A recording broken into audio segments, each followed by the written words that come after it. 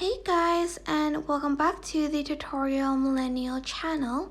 In this video, I'm going to be showing you guys how you can sort your Pinterest boards.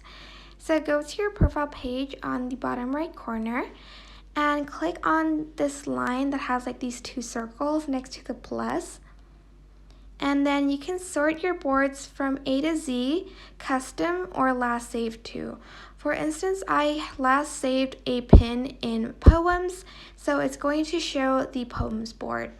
If I click on custom, I can reorder the boards by clicking on it and dragging it how I want.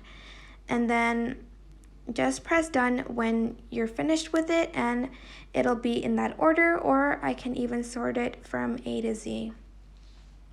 Oops. But that is basically it. I hope this tutorial was helpful for you guys.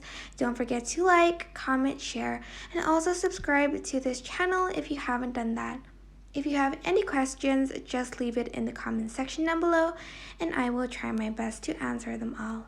Thank you so much for watching. Bye!